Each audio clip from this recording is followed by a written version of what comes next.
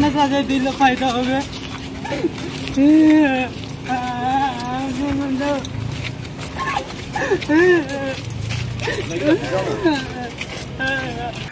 মেয়েটির মা বলেছিলেন যে তার মেয়েকে কিছুদিন ধরে শারীরিকভাবে ভীষণ অসুস্থ দেখার জন্য তার মেয়েকে তিনি বাগানের ডাক্তারের কাছে নিয়ে যান এবং বাগানের ডাক্তার মেয়েটির শারীরিক পরীক্ষা করে মেয়েটিকে অন্তঃসত্ত্বা দেখতে পায়। তারপর তার মা তাকে নিয়ে যায় মালবাজারে এবং সেখানে একটি ল্যাবে তার আল্ট্রাসোনোগ্রাফি করা হয় এবং দেখা যায় যে মেয়েটি সেই সময় অন্তঃসত্ত্বা রয়েছে। তারপর মা মেয়েটিকে যখন জিজ্ঞেস করে ঘটনার ব্যাপারে, মেয়েটির বয়স তখন 16 বছর ছিল। তখন মেয়েটি জানায় যে 2022 সালের জুন মাস নাগাদ তার দিদিমার সঙ্গে সে একটি অনুষ্ঠান বাড়িতে গিয়েছিল এবং সেখানে এই আসামি তাকে ডেকে নিয়ে যায়, একজন আসামি তার বাড়িতে ডেকে নিয়ে যায় এবং ডেকে নিয়ে গিয়ে তার ইচ্ছার বিরুদ্ধে তাকে ধর্ষণ করে এবং তাদের সেই দৃশ্যটি তারা মোবাইলে বন্দি করে রাখে এবং তারপর সেই ছবিটি তার এক বন্ধু আরেক আসামি তাকে পাঠিয়ে দেয় এবং তারা দুজন সেই মোবাইলের ছবিগুলো দেখিয়ে মেয়েটিকে ব্ল্যাকমেল করত এবং দিনের পর দিন তারা দুজন মেয়েটিকে ধর্ষণ করত এবং তার ফলে মেয়েটি অন্তঃসত্ত্বা হয়ে পড়ে এবং পরবর্তীকালে এই কেসে পুলিশ তদন্ত করে চার্জশিট দাখিল করে। এই কেসে টোটাল 12 জন সাক্ষী তাদের সাক্ষ্য প্রদান করে। সাক্ষ্য প্রদান করবার পরে পুলিশ এই কেসে ভিকটিম গার্ল যেহেতু অন্তঃসত্ত্বা ছিল সেই জন্য তার ডিএনএ টেস্ট করা হয় এবং ডিএনএ টেস্টের রিপোর্ট কোর্টে চলে আসে মহামান্য আদালতের কাছে। ডিএনএ টেস্টের রিপোর্ট পজিটিভ ছিল এবং সেই কারণে মহামান্য আদালত উভয় পক্ষের সাক্ষী শেষ হওয়ার পরে উভয় পক্ষের সওয়াল জবাব শুনবার পরে আজকে এই কেসে যে দুজন আসামি রয়েছেন, কৃষ্ণা মাহালি তাকে 25 বছরের সশ্রম কারাদণ্ড এবং 1 লক্ষ টাকা জরিমানা এবং অন্য একজন যে আসামি রয়েছেন অমিত মাহালি অ্যালিয়াস সদরু তাকে 20 বছরের সশ্রম কারাদণ্ড এবং 50,000 টাকা জরিমানা এবং ভিকটিমকে 6 লক্ষ টাকা কম্পেনসেশন দেওয়ার জন্য ডিস্ট্রিক্ট লিগাল সার্ভিস অথরিটিকে অর্ডার করেছেন। তার মধ্যে ভিকটিমকে অলরেডি 1 লক্ষ টাকা একটা আগেই অর্ডার হয়ে আছে ইন্টারিম কম্পেনসেশনের জন্য, সুতরাং সে এখন 5 লক্ষ টাকা কম্পেনসেশন পাবে। প্রিয় দর্শকগণ, তোমরা দেখলেন ভিডিওটি। জলপাইগুড়ি দুই আসামি তারা কিনা দুই বন্ধু মিলে এক মেয়ের সঙ্গে অপকাণ্ডে ধরা। অতঃপর একজনার 25 বছর যাবজ্জীবন জেল, একজনার 20 বছর যাবজ্জীবন জেল রায় শুনিয়েছেন আদালত এবং সেই দুজনের কান্না তোমরা দেখলে হাউ হাউ করে কাঁদছেন। অতঃপর পুরো ঘটনাটি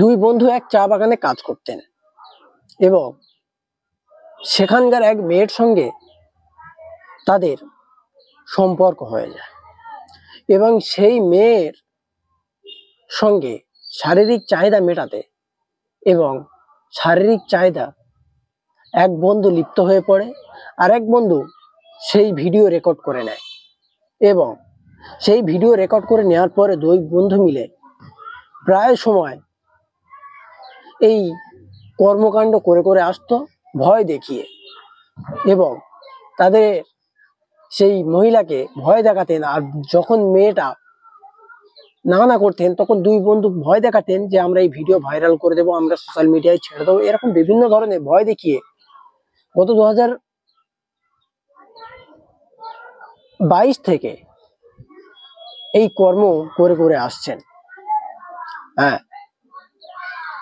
এবং এখন আপাতত গতকাল সেই মেয়েটি অসুস্থ হয়ে পড়ে এবং সেই অসুস্থ হয়ে পড়ায় তার মা বাবা চিকিৎসকদের কাছে নিয়ে যান এবং সেটাকে চিকিৎসা করে এবং মেডিকেল চেক করার পরে বোঝা যায় যে মেয়েটি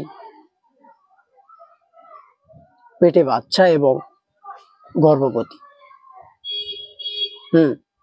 তারপরে মেয়েটির থেকে পুরো কথা শুনে মেয়েটির বাবা মা যথারীতি ওখানকার থানায় গিয়ে দায়ের করেন এবং সেখানকার পুলিশ সেটাকে পুরো তদন্ত করে দুজনকে ধরেন এবং তাদেরকে একজনার 25 বছরের জেল, 1 লাখ টাকা জরিমানা এবং আরেকজনার 20 বছরের জেল, 50,000 টাকা জরিমানা করে। হ্যাঁ, এই হচ্ছে পুরো ঘটনা। এখন কথা হচ্ছে যে আমাদের যে সমাজ সেটা এখন কোথায় গিয়ে দাঁড়িয়েছে, সব থেকে বড় বিষয় এটাই আমাদের বুঝতে হবে, ভাবতে হবে আমাদের যে সমাজটা সেটা এখন কোথায় গিয়ে দাঁড়িয়েছে। কেউ বা সামান্য টাকার লোভে খারাপ কাজে লিপ্ত হয়ে পড়ছেন, খারাপ কাজ করে বেড়াচ্ছেন দিনের পর দিন। কেউ বা নিজের শারীরিক চাহিদা মেটানোর জন্য কারোর ক্ষতি করে, কারোর উপর জোর জবরদস্তি করে এই কর্মকাণ্ড চালিয়ে যাচ্ছেন। 2022 থেকে হিসেব করে দেখা গেলে 3 বছর ধরে এরকম কর্মকাণ্ড করে আসছেন। ইচ্ছা মেয়েটারও ছিল, না হলে 3 বছর ধরে এরকম খারাপ কাজ করে করে আসছেন, মেয়েটার মুখ থেকে কোনো কথা বেরোয়নি। যেহেতু যতই ভয় দেখাক না কেন, যতই যাই কিছু করুক না কেন, 3টে বছর মুখের কথা নয়। তাই বলবো, আইন এখনো পর্যন্ত রয়েছে, তবে সে আইনটাকে সঠিক কাজে সঠিক সময় মতো ব্যবহার করার জন্য এবং যে প্রকৃত দোষী তার উপরে ব্যবহার করুন এবং তাদেরকে উপযুক্ত শাস্তি দিন।